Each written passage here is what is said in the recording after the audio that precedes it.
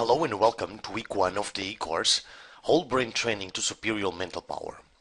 There are many ways to train your brain for better performances and superior mental power. And you can train your brain for many different things. You can train it for a better memory, you can train it for cognitive improvement, you can train it to thinking faster, or you can train it to a better visual memory or concentration and so on.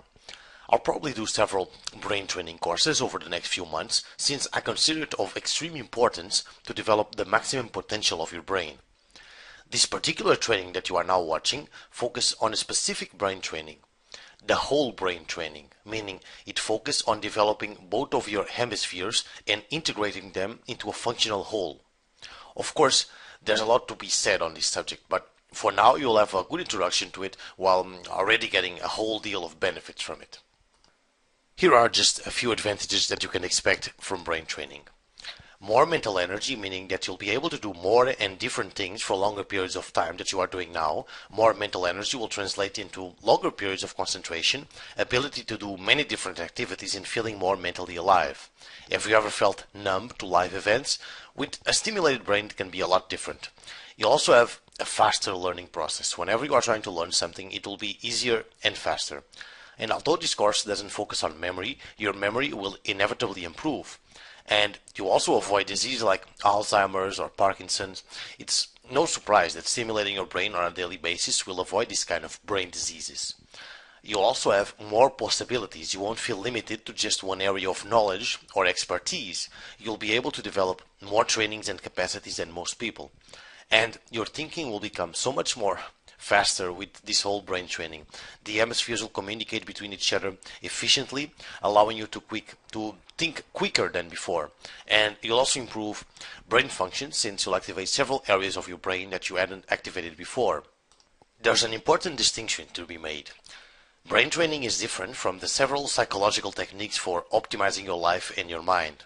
On this course, we won't optimize your mind, beliefs, emotions for a better life. That's a completely different course. We'll optimize your brain to use it more accurately and to function at full capacity through trainings. Improving your brain is like getting a newer hardware for your computer. It will function better and faster, but it won't change the programming inside since the software is still the same. Meaning, if you were miserable and depressed before, optimizing your brain won't change that. And optimizing your mind is like putting up a newer and optimized software. The thing is, if you put the newer and optimized software in an old computer, what will happen? It may function better, but it will be slow and inefficient. Ideally, you should always upgrade both hardware and software if you are to notice big changes in your life. So, as you might know now, brain power is completely different from mind power. Brain power is the power of the hardware to function better and faster, and mind power is the power of your software to be able to do the things that you want. One important concept to be aware in all kinds of brain training is the concept of neuroplasticity. In the past few years, neurologists have dismantled piece by piece the entrenched view that the human brain is fixed and unchanging in adults. It was believed for long that once we grow up, our brains have a set number of neurons performing functions in a fixed way. According to a theory of neuroplasticity, thinking, learning, and acting actually change both the brain's functional anatomy from top to bottom and its physical anatomy. So, neuroplasticity refers to the brain's ability to restructure itself after training or practice. Several psychiatrists in neuroscience called neuroplasticity one of the most extraordinary discoveries of the 20th century. The brain is plastic throughout life. It is constantly changing. Changes associated with learning occur mostly at the level of the connections between neurons. New connections can form and the internal structure of the existing synapses can change. New neurons are constantly being born, particularly in the learning and memory centers.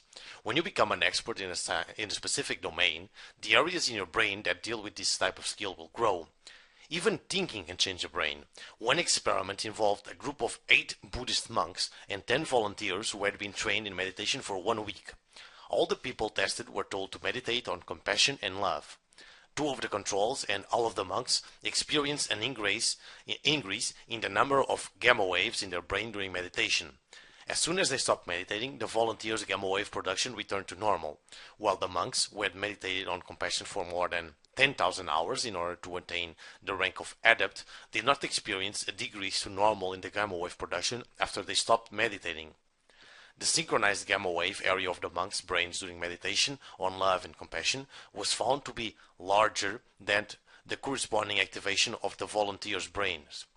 The only thing I want you to get from this is that your brain can and will change its structure after training and practice of any given thing, which only leads that the more you practice and do any given task, the better you'll be at it. One more thing I want you to retain from this theory part is the concept of the brain hemispheres and how do they work. The brain is divided into two halves that are called hemispheres. Usually, the left half of the brain controls the right side of the body, and the right half of the brain controls the left side of the body. The hemispheres communicate with each other through a thick band of 200 and 250 million nerve fibers called the corpus callosum. A smaller band of nerve fibers called the anterior commissure also connects the parts of several hemispheres. So let's start with a few basics. First, no one is totally left-brained or totally right-brained. So just as you have a dominant hand, a dominant eye, and even a dominant foot, you probably have a dominant side of the brain. Second, you can and must develop both sides of your brain if you want the full mental power. The dominance can and does change from time to time throughout an individual life.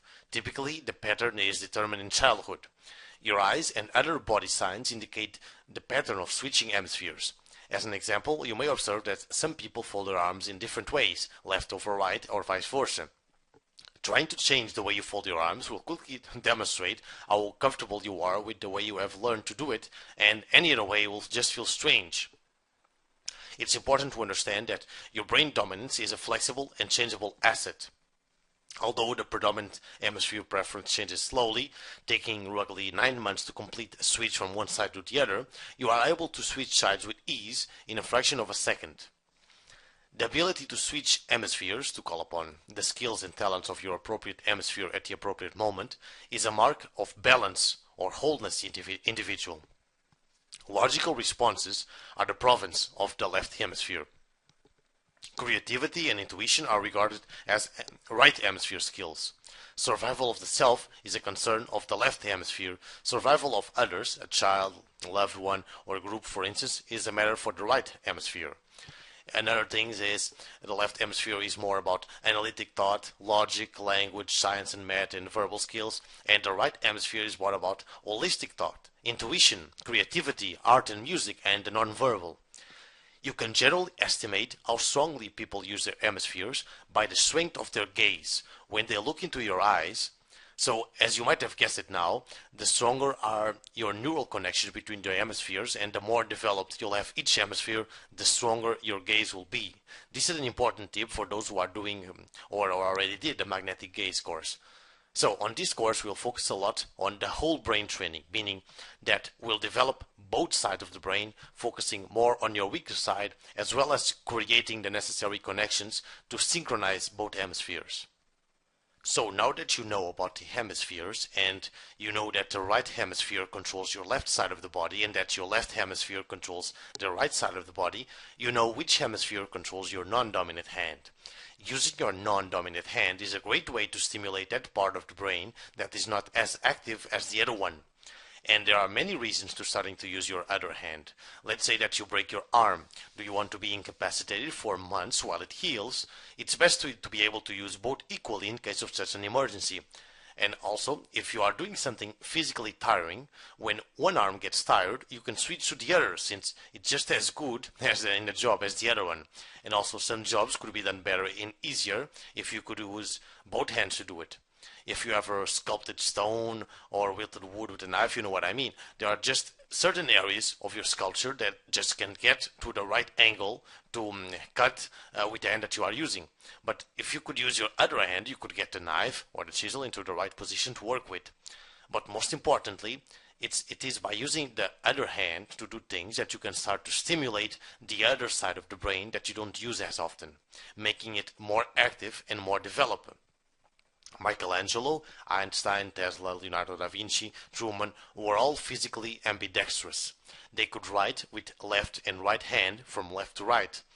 The hard starts when you write both with your right and left hands at the same time, one left to right and the other right to left, while you're still speaking with another person and making some kind of mental math at the same time. Believe it or not, there were people able to do it and made full shows with this amazing demonstration of brain power that I've personally witnessed. So let's start with the exercise. This first exercise is a simple one. Just do simple activities with your non-dominant hand, something like brushing your teeth, holding your glass, open doors, opening cans and jars. Try to do whatever you can that's a simple activity with your non-dominant hand. And do this many times during the day, as often as you can.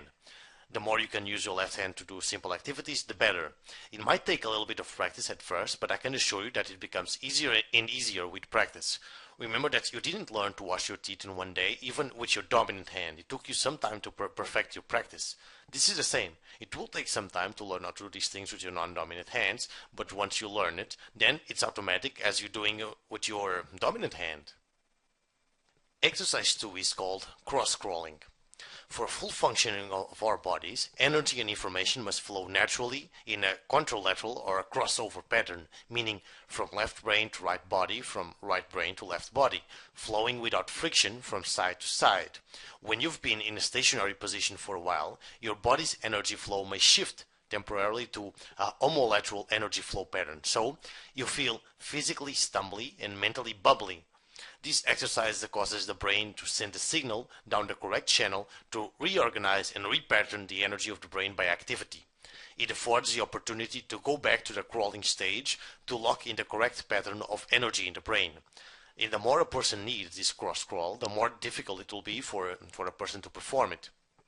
The exercise can easily be done standing up, supine, or even sitting down position, but let's use just the standing up position for now.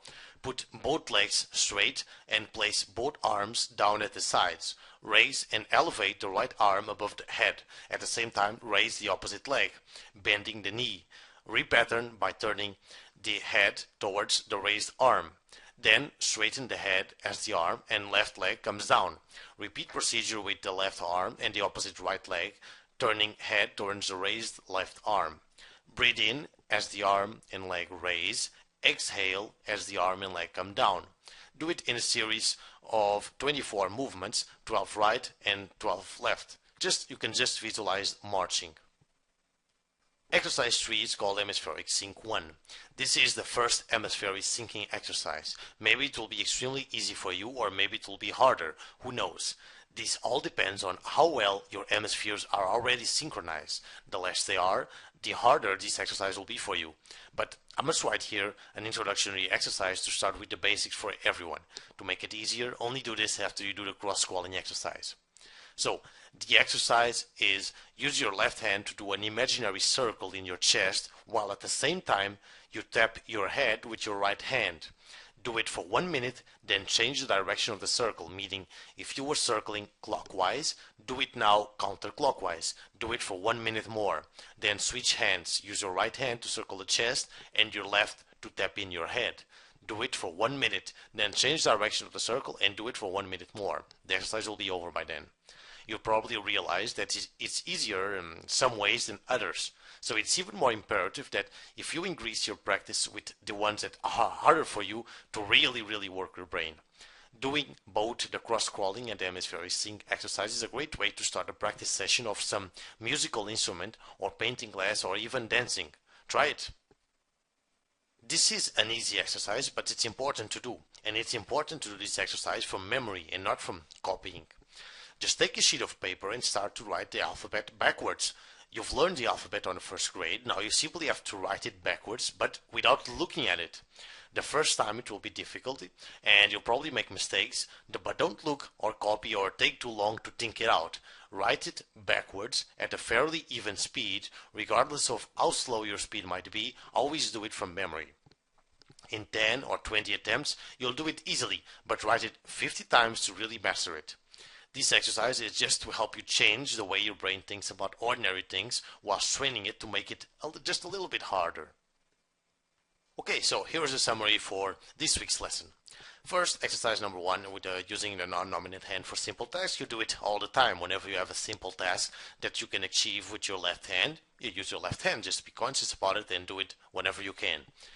The cross-crawling exercises, you do 3 series of 24, 12 with each arm and leg, and you do it twice a day, for example, once in the morning, once at night.